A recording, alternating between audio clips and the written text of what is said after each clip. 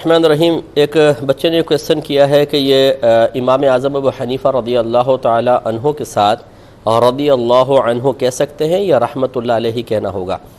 دیکھیں، اچھی طرح بات سمجھ لیجئے کہ یہ عوام کا غلط خیال ہے کہ انبیاء علیہم السلام کے ساتھ علیہ السلام یا علیہم السلام کہہ سکتے ہیں، صحابہ کے ساتھ رضی اللہ عنہ کہیں گے اور اولیاء کے ساتھ رحمت اللہ علیہ کہیں گے۔ یہ شریعت نے ان دعائیہ کلمات کی کسی بھی ذات کے ساتھ کوئی تخصیص نہیں رکھی ہے۔ اگر ہم انبیاء علیہ السلام کو علیہ السلام کہتے ہیں تو آپ غور کریں، یہی ہم آپس میں ایک دوسرے کو کہتے ہیں، السلام علیکم، بس ضمیر کا فرق ہے، باقی ہم ایک دوسرے کو کہتے ہیں۔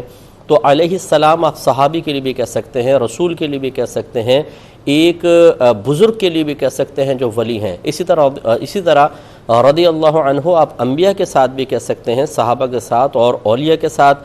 بکثرت ہم فقہ کی کتابیں پڑھاتے ہیں، اس میں جیسے صاحب ہدایہ ہے، وہ جب اپنے آپ کو لکھتے ہیں تو اقول نہیں کہتے کہ میں کہتا ہوں، بلکہ اکثر قولا کا لفظ استعمال کرتے ہیں، قولا، اس نے کہا، یہ ایک عاجزی کے طور پہ۔ تو آپ کے شاگردوں نے آگے اضافہ کیا رضی اللہ عنہ، قولا رضی اللہ عنہ، اس طرح لکھا ہوتا ہے۔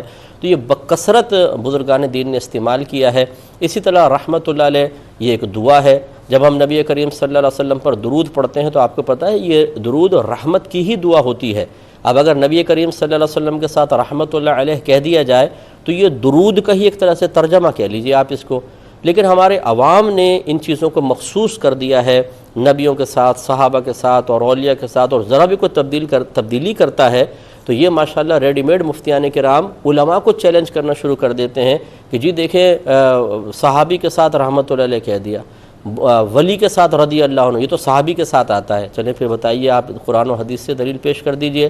تو اس لیے کوئی بھی استعمال کر سکتے ہیں، کوئی حرج نہیں ہے، اور بہت بہتر ہے کہ اگر عوام میں آپ استعمال کریں، جیسے کوئی عالم دین ہے تو اس کی وضاحت بھی کریں، کیونکہ جاہل قسم کے لوگ جو ہوتے ہیں وہ جا کے ان کو پتہ تو ہوتا نہیں ہے، تو باہر جا کے بدگمانیاں پیدا کرتے ہیں، غیبتیں کرتے ہیں۔ تو بہتر ہے کہ بیان کے دوران اگر اس طرح کوئی لفظ استعمال کیا جائے تو اس کی وضاحت کر دی جائے۔ یہ کہتے ہیں کہ آپ نے کہا تھا کہ بھائی پر بہن کے بچوں کی تعلیم لازم نہیں ہے، لیکن اگر وہ نہ کرے تو کیا دنیا والے طعنہ نہیں دیں گے؟